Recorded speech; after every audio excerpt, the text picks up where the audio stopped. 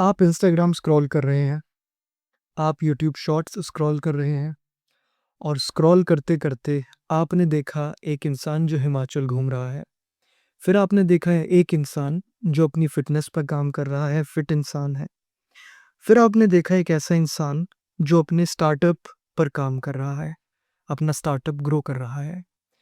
ये सब देखने के बाद फिर आपने देखा खुद को और आपको इन्फीरियर फ़ील हुआ, आपको अच्छा फ़ील नहीं हुआ, एक अनकम्फ़र्टेबल जैसा फ़ील हुआ।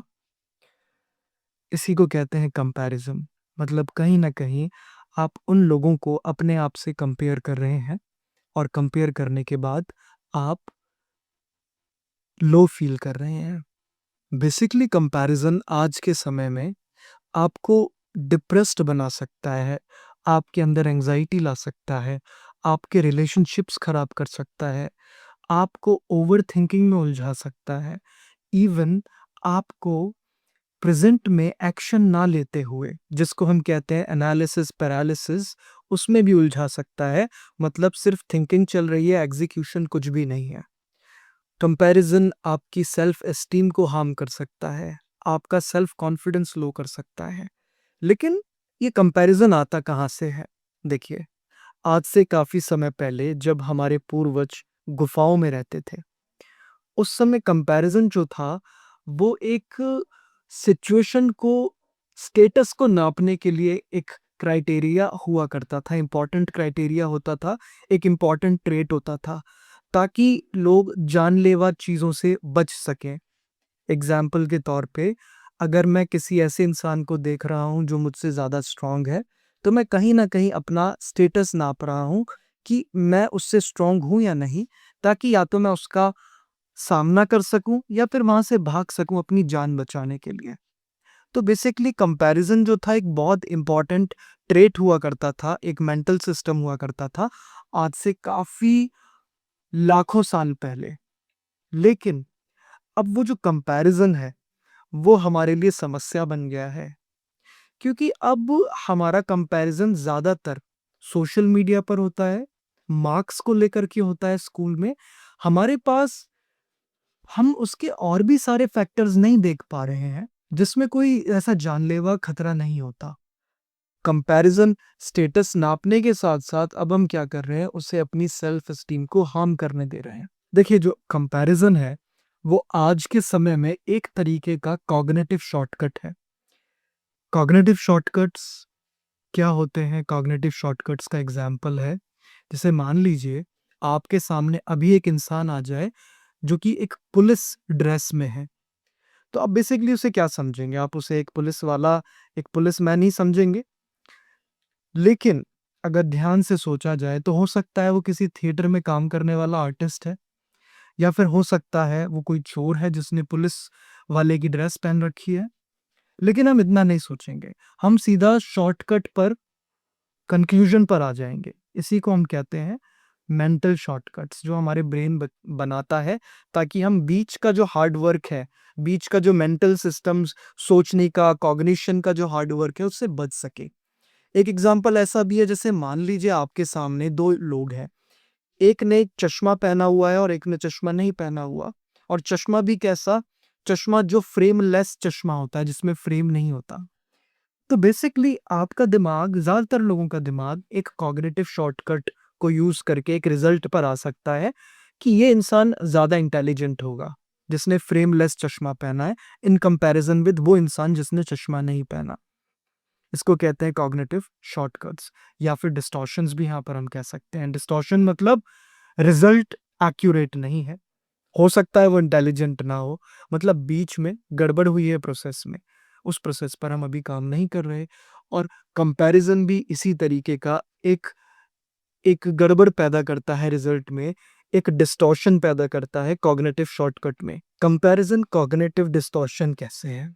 देखिए, कंपैरिज़न काम करता है आपके खुद के बिलीफ सिस्टम पर। मतलब जो भी आपने खुद को लेकर के बिलीफ सिस्टम बना लिया है, आप वैसा ही दूसरे लोगों में ढूँढते हैं। और अगर आपका दिमाग उसे मैच कर लेता है तो आप कंपेयर करते हैं। एग्ज़ाम्पल के तौर पे मान लीजिए आप अपने आप को बहुत ही ज़्यादा पतला मानते हैं, बहुत ही ज़्यादा कमज़ोर मानते हैं। और ऐसा मानने के बाद जब आप आस-पास देखते हैं तो आपका ध्यान ज़्यादातर उन लोगों पर जाएगा जो आपसे फिट होंगे।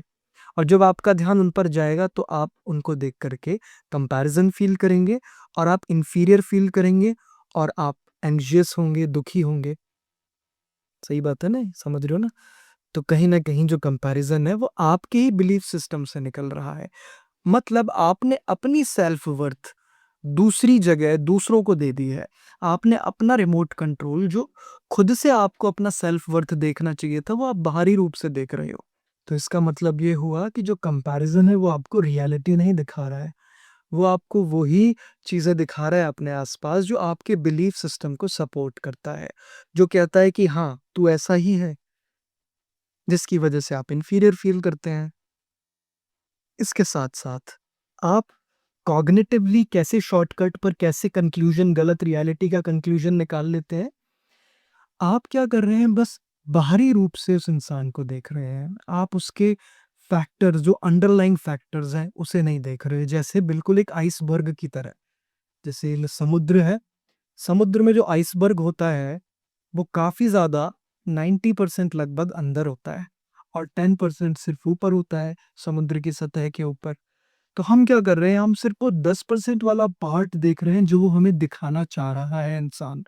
उसके अंदर की जो चीज़ें हैं, अंदर की चीज़ों का मतलब है, उसके स्ट्रगल्स हो सकते हैं, उसके अंदर के नेगेटिव ट्रेट्स हो सकते हैं जिसका हम उस पर ध्यान नहीं दे रहे हैं।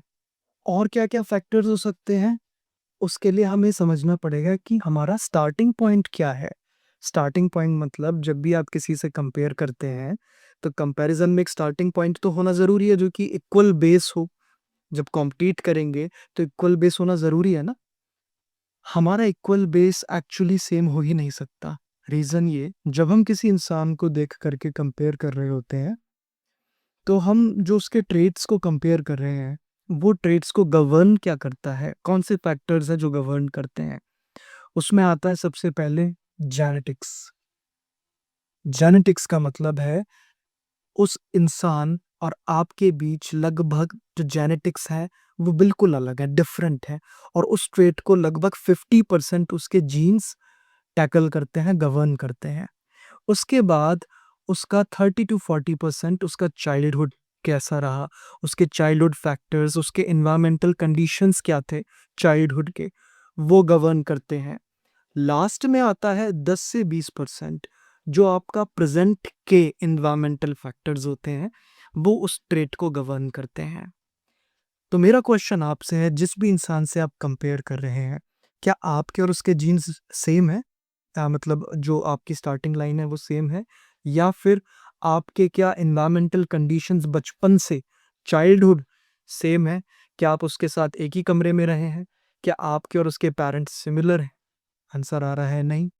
आखिरी क्वेश्चन, क्या उसकी प्रेज़ेंट की कंडीशंस और आपकी प्रेज़ेंट की कंडीशंस लगभग इक्वल है? हो सकता है कुछ परसेंट, बट क्या इतना सा परसेंट सही है कंपैरिज़न करने के लिए? इसका मतलब है कि आप वो अंडरलाइन 90% फैक्टर्स नहीं देख रहे हैं। आप सिर्फ़ वो 10% फिज़िकल फैक्टर्स देख रहे हैं जो वो इंसान आपको दिखा रहा है। तो इसका मतलब ये है कि हम ये समझ सकते हैं कि हमारा स्टार्टिंग पॉइंट भी सिमिलर नहीं है कंपेयर करने के लिए। तो यहाँ पर हमें 2 बातें समझ में आती हैं।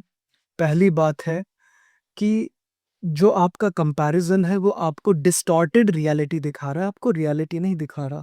वो आपको नकली रियलिटी, आपको ऐसा लगता है कि वो रियल है बिकॉज़ बीच का जो प्रोसेस है वो खा जाता है। बीच का प्रोसेस मतलब वो बीच का कॉग्निशन, सोच-विचार करने में सही तरीके से तार्किक सोच-विचार करने में समय नहीं गँवाना चाहता, एफर्ट्स नहीं लगाना चाहता, सीधा एक कंक्लूज़न पर आना चाहता है। तो आप क्या कर सकते हैं? आप सिंपली ये कर सकते हैं कि जब भी आपको ऐसा कोई विचार आता है, सबसे पहले विचार कैच करना सीखें।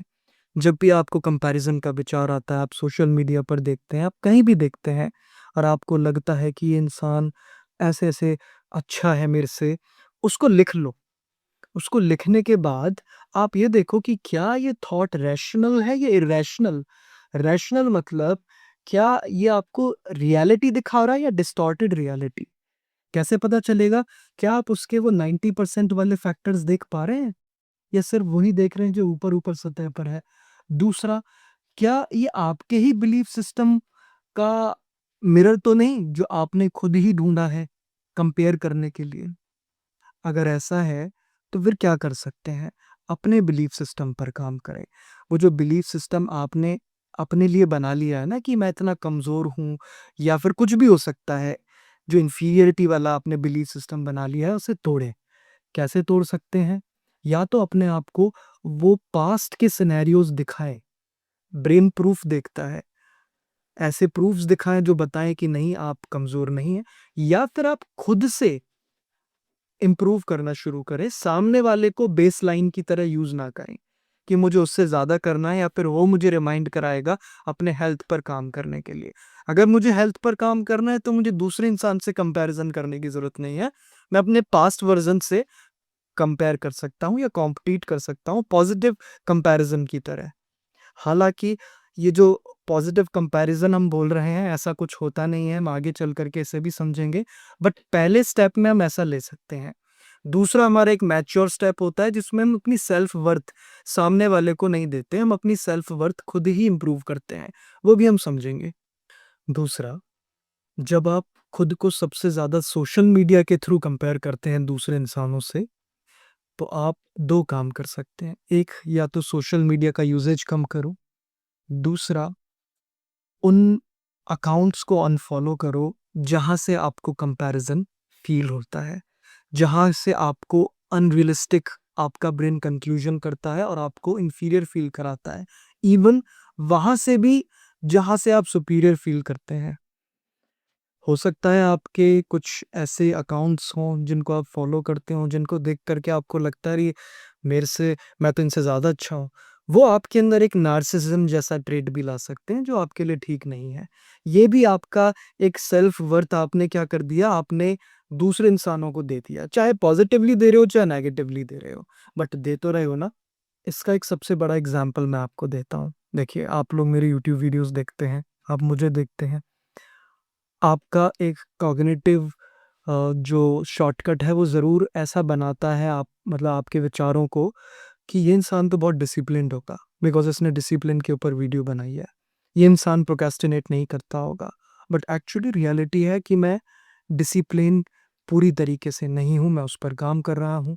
रियलिटी ये है कि हाँ, मैं भी प्रोक्रेस्टिनेट करता हूँ बट मैं उस पर काम कर लेता हूँ। मैं उस काम को जल्दी कर लेता हूँ बिकॉज़ मुझे तरीके पता हैं उसको टैकल करने के लिए। तो ये रियलिटी है 90% वाली जो हर क्रिएटर, हर इंसान सोशल मीडिया पर या फिर हर वो इंसान नहीं बताएगा जिससे आप कंपेयर कर रहे हो। ध्यान रखना इस चीज़ को। देखिए, 2 तरीके के कंट्रोल होते हैं। एक होता है एक्सटर्नल लोकस ऑफ कंट्रोल, एक होता है इंटरनल लोकस ऑफ कंट्रोल। जो एक्सटर्नल लोकस ऑफ कंट्रोल है, इसका मतलब बिल्कुल ऐसे समझिए आपने अपना इमोशनल रिमोट कंट्रोल बाहर की दुनिया को दे दिया है। मतलब आपने अपना सेल्फ वर्थ को नापने वाला मीटर जो है, वो सामने बाहर की दुनिया को, उन लोगों को दे दिया है जिनसे आप कंपेयर कर रहे हैं। एक होता है internal locus of control. Internal locus का मतलब है, आप अपनी सेल्फ वर्थ किसी बाहरी दंड से नहीं नाप रहे। आप अपनी सेल्फ वर्थ खुद से नाप रहे हैं मतलब आपका इमोशनल कंट्रोल, रिमोट कंट्रोल आपके पास है। जब हम बाहरी रूप से रिमोट कंट्रोल सामने वाले को दे रहे हैं तो वो किसी भी तरीके से आपको कंट्रोल कर सकता है। इसका मतलब ये है, वो जब चाहे आपको इंफीरियर फील करा सकता है, आपको एंग्ज़ायटी में डाल सकता है। रीज़न ये, चाहे आप कितना भी सामने वाले से ऊपर निकलने का प्रयास कर लें कंपैरिज़न की वजह से, कोई ना कोई ज़रूर होगा जो आपसे ऊपर होगा 101% और ऐसा भी ज़रूर कोई ना कोई होगा जो आपसे नीचे होगा। तो आप कब तक कंपैरिज़न करेंगे? आप कब तक एंग्ज़ायटी में रहेंगे कंपैरिज़न करके? आप कब तक अपनी सेल्फ एस्टीम डाउन करते रहेंगे? इस वजह से सॉल्यूशन ये कहता है कि आप अपनी सेल्फ वर्थ बाहर मत ढूँढो, आप अपनी सेल्फ वर्थ खुद में देखो। देखो ये जो कंपैरिज़न है ना, ये आता है स्कार्सिटी माइंडसेट की वजह से। स्कार्सिटी माइंडसेट का मतलब है कि मुझे सब चीज़ें इकट्ठा करनी होंगी, मैं तब जाकर के अपनी इम्पोर्टेंस देख पाऊँगा कि मेरे पास एक अच्छी कार है, ब्रांडेड कार है, मेरे पास कुछ ज़्यादा दूसरों से ज़्यादा बेटर है। जब मेरे पास दूसरों से ज़्यादा बेटर है, तब मैं अपने आप को एक अच्छा अच्छा इंसान मान सकूँगा। तो इसका मतलब मेरे अच्छे और डेवलप्ड होने की डेफ़िनेशन क्या है? कि मेरे पास दूसरों से ज़्यादा होना चाहिए या फिर मैं दूसरों से ज़्यादा डेवलप्ड होना चाहिए। तो इसका मतलब ये अच्छा होने की तो कभी आपको सैटिस्फैक्शन तो मिलने नहीं वाला, बिकॉज़ ये रेस तो कभी ख़त्म होने नहीं वाली है।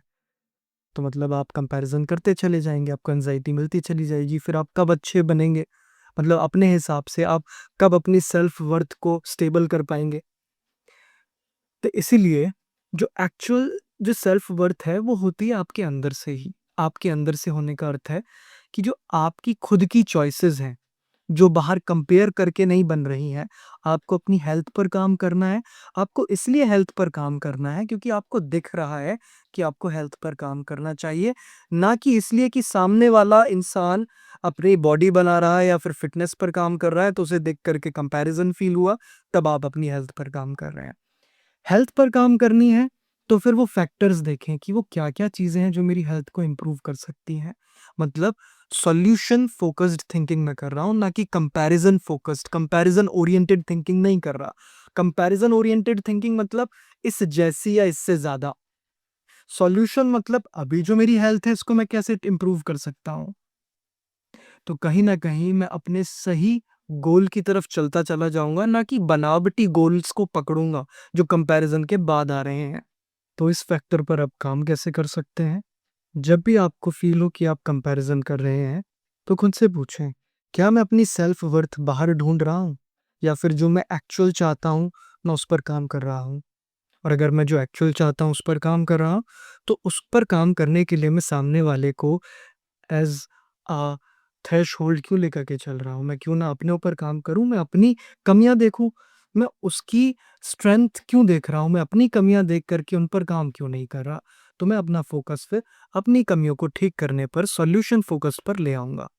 सॉल्यूशन फ़ोकस्ड थिंकिंग पर, सॉल्यूशन ओरिएंटेड थिंकिंग पर ले आऊँगा।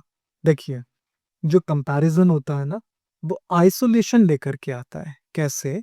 जब आप कंपैरिज़न माइंडसेट से चलते हैं, तो आपका कंपैरिज़न माइंडसेट या फिर एक तरीके से एक नेगेटिवली कॉम्पिटिशन वाला माइंडसेट आपको सामने वाले से हमेशा बेहतर बनने की होड़ में लेकर के जाएगा।